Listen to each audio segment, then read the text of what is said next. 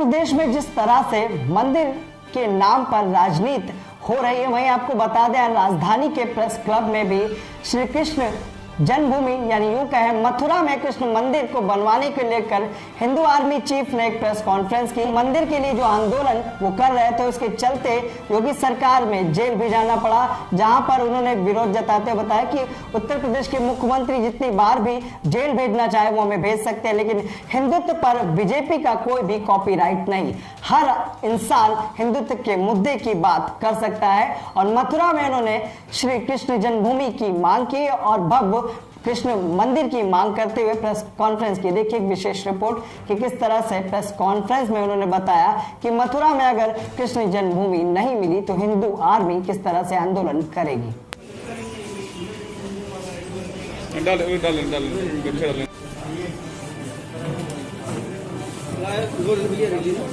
उसमें मांग ने पत्र में साफ पूछा था कि अगर हम लोगों को आने की अनुमति है या नहीं है, 24 घंटे में स्थिति क्लियर किया जाए। 72 घंटे तक कोई रिप्लाई नहीं आया, तब हम लोग गए।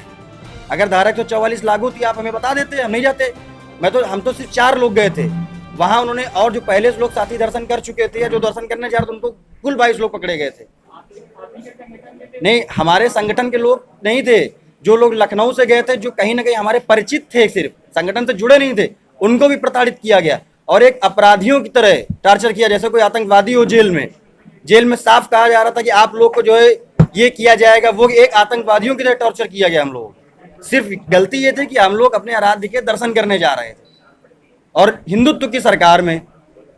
तो बस यही हम लोगों का सवाल है, जानना चाह रहे हैं क्या हिंदुत्व को भारतीय जनता पार्टी ने और योगी जी ने टीएम करा लिया है क्या? और कोई हिंदुत्व की बात नहीं कर सकता है? देखिए, हम लोगों ने महाराज जी से एक निवेदन पत्र भेज के और रिक्वेस्ट भी की थी और हम लोगों ने एक अभियान चलाया था कि मथुरा की तर्ज पे, अयोध्या की तर्ज पे मथुरा में भी भव्य मंदिर निर्माण हो।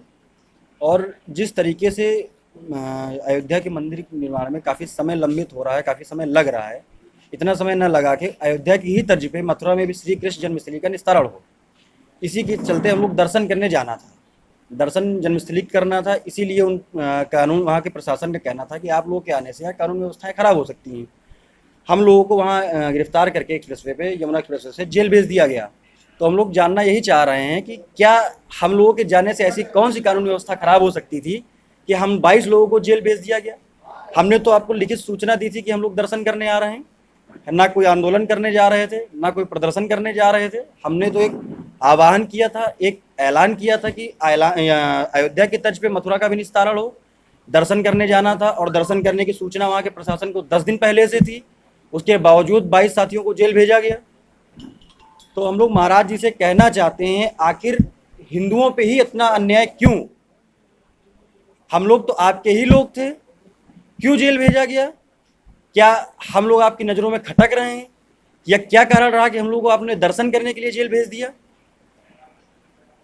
और हम लोगों के जाने से ऐसी कौन सी कानून व्यवस्था वहाँ खराब हो सकती थी? अगर कानून व्यवस्था खराब हो सकती थी तो आपका प्रशासन हम लोगों को हिरासत में लेकर दर्शन करा सकता था। कई बार आपने ऐसा किया है, फिर हम लोगों को जेल भेजने की क्या जरूरत थी? ये तानाशाही रवैया है सरकार का। और जो महाराज जी अपने सामने किसी अन्य व्यक्ति को अपने, आप स्पष्ट मान लीजिए कि महाराज जी अपना किसी को विरोध करता देखना नहीं चाहते। और हम लोग तो दर्शन करने जा रहे थे, वहाँ जो हम लोग ने जानकारी बटोरी बाद में छूटने के बाद, तो ये पता चलता है कि ये तो उनका चुनावी मुद्दा है, आप उनका चुनावी मुद्दा छीन रहे हैं। तो हम लोग कोई चुनावी मुद्दा उनका नहीं छीन रहे हैं। हम लोगों ने तो एक अनुरोध किया है कि अयोध्या की तर्ज पे मथुरा का भी निस्तारण हो और दर्शन ही करने से जाना था। इसके अलावा बार बार मैं कह रहा हूँ कि इसके अलावा कोई हम लोग जो है अराजकता फैलाने नहीं जा रहे थे।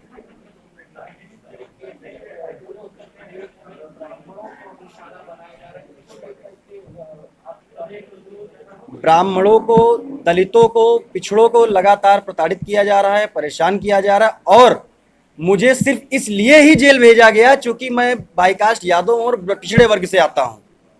यहीं पर कोई अगर उनका व्यक्ति कर रहा होता या कोई व्यक्ति उनका अभियान चला रहा होता तो कतई जेल ना जाता। सिर्फ पिछड़ा होने के नाते हम लोगों को जो है परेशान किया जा रहा है। पिछड़ों को, दलितों को, लगातार ब्राह्मणों पे सिर्फ इसीलिए अत्याचार किया जा रहा है। अन्यथा दर्शन करने के लिए कौन किसको जेल भेजता है? दर्शन करने में क्या आपत्ति थी प्रशासन को? सरकार की मंशा नहीं थी कि हम लोग दर्शन कर सकें। सरकार नहीं चाहती थी कि कोई और व्यक्ति उनके हिंदुत्व की आवाज़ छीने।